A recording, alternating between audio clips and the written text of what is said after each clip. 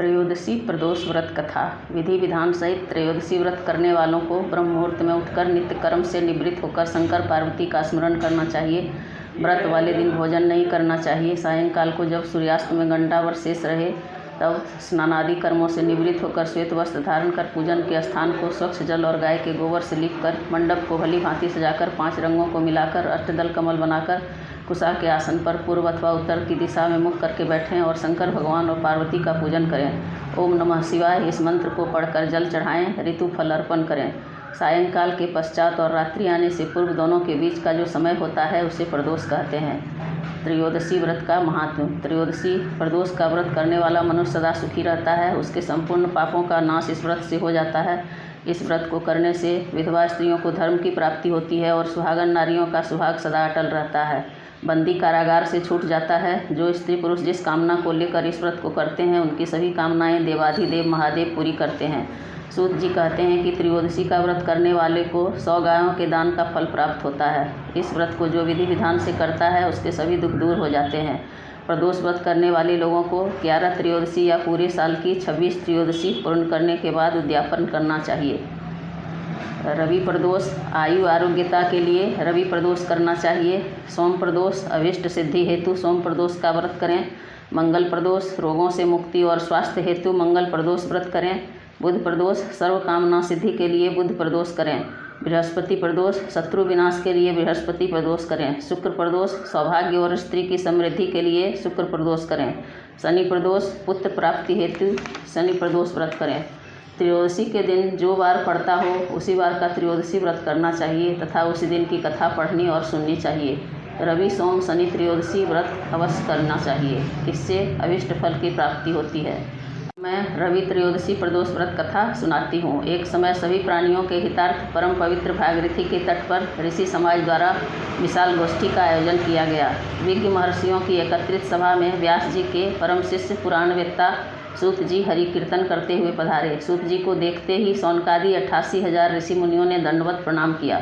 महाज्ञानी सूत जी ने भक्ति भाव से ऋषियों को हृदय से लगाया तथा आशीर्वाद दिया। विद्वान ऋषिगण और सब शिष्य आसनों पर विराजमान हो गए। मुनिगण विनीत भाव से पूछने लगे, हे परम दयालु, कलिकाल में शंकर जी की भक्ति किस आराधना द्वारा उपलब्ध होगी? हम लोगों को बताने की कृपा कीजिए, क्योंकि कलयुग के सभी प्राणी पाप कर्म में रत होकर वेद शास्त्रों से विमुख रहेंगे। दीन जन अनेकों संकटों से त्रस्त रहेंगे। हे मुनिश्रेष्ठ, कलिकाल में सत्कर्म की ओर किसी की रुचि न होगी। जब पुण्य क्षीण हो जाएंगे तो मनुष्य की बुद्धि असत्कर्मों की ओर प्रेरित होगी, जिससे दुर्विचारी पुरुष वंश सहित समाप्त हो जाएंगे। इस अखिल भूमंडल पर जो मनुष्य ज्ञानी होकर ज्ञान की शिक्षा नहीं देता, उस पर परमपिता परमेश्वर कभी प्रसन्न नहीं होते हैं। हे महामुने, ऐसा कौन सा उत्तम व्रत है जिससे मनवांछित फल की प्राप्ति होती है? कृपा कर बतलाइए। ऐसा सुनकर दयालु हृदय सूत जी कहने लगे, हे श्रेष्ठ मुनियों तथा सौनक जी, आप धन्यवाद के पात्र हैं। आपके विचार सराहनीय एवं प्रशंसनीय हैं। आप वैष्णवों में अग्रगण्य हैं, क्योंकि आपके हृदय में सदा परम हित की भावना रहती है। इसलिए हे सौनकादि ऋषियों, सुनो, मैं उस व्रत की तुमसे कहता हूँ जिसके करने से सब पाप नष्ट हो जाते हैं। धन बुद्धि कारक, दुख विनाशक, सुख प्राप्त कराने वाला, संतान देने वाला, मनवांछित फल प्राप्ति कराने वाला यह व्रत तुमको सुनाता हूँ, जो किसी समय भगवान शंकर ने सती जी को सुनाया था और उनसे प्राप्त यह परम श्रेष्ठ उपदेश मेरे पूज्य गुरु जी ने मुझे सुनाया था, जिसे आपको समय पाकर शुभ वेला में सुनाता हूँ। बोलो उमापति महादेव की जय। सूत जी कहने लगे, आयु वृद्धि स्वास्थ्य लाभ हेतु रवि प्रदोष का व्रत करें। इसकी विधि इस प्रकार है। प्रातः स्नान कर निराहार रहकर शिव जी के ध्यान में मग्न हो शिव मंदिर में जाकर शंकर जी की पूजा करें। पूजा के पश्चात अर्धपुंड त्रिपुंड का तिलक धारण करें। बेलपत्र चढ़ाएं, धूप दीप अक्षत से पूजा करें, ऋतु फल चढ़ाएं। ओम नमः शिवाय इस मंत्र का रुद्राक्ष की माला से जप करें। ब्राह्मण को भोजन करा सामर्थ्य के अनुसार दक्षिणा दें। तत्पश्चात मौन व्रत धारण करें। व्रती को सत्य भाषण करना आवश्यक है। हवन आहुति भी देनी चाहिए। ओम ह्रीं क्लीं नमः शिवाय स्वाहा से आहुति देनी चाहिए। इससे अभिष्ट फल की प्राप्ति होती है। व्रती पृथ्वी पर शयन करे, एक बार भोजन करे, इससे सर्व कार्य सिद्ध होते हैं। श्रावण मास में इसका विशेष महत्व है। यह सर्व सुख धन आरोग्यता देने वाला होता है। यह व्रत इन सब मनोरथों को पूर्ण करता है। हे ऋषिवरों, यह प्रदोष व्रत जो मैंने आपको बताया, किसी समय शंकर जी ने सती जी की ओर वेद व्यास मुनि ने मुझको सुनाया था। सौनकादि ऋषि बोले, हे पूज्यवर महामते, आपने यह व्रत परम गोपनीय, मंगलप्रद, कष्ट निवारक बतलाया है। कृपया यह बताने का कष्ट करें, यह व्रत किसने किया और उसे क्या फल प्राप्त हुआ।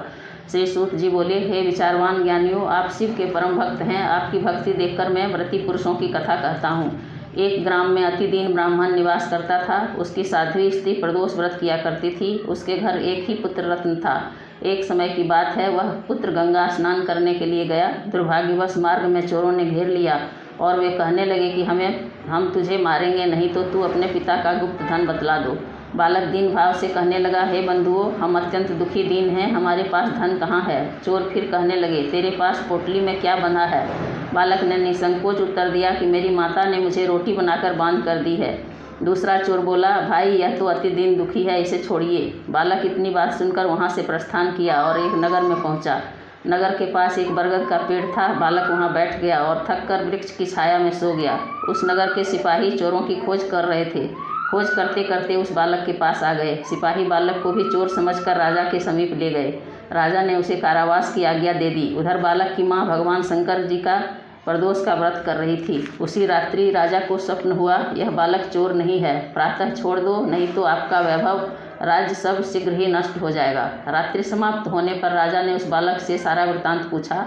बालक ने सारा वृत्तांत कह सुनाया। वृत्तांत सुन राजा ने सिपाही भेज बालक के माता पिता को बुलवा लिया। राजा ने उन्हें जब भयभीत देखा तो कहा, भय मत करो, तुम्हारा बालक निर्दोष है। हम तुम्हारी दरिद्रता देखकर 5 गांव दान में देते हैं। शिव जी की दया से ब्राह्मण के आनंद होने लगे। इस प्रकार जो कोई इस व्रत को करता है उसे आनंद प्राप्त होता है।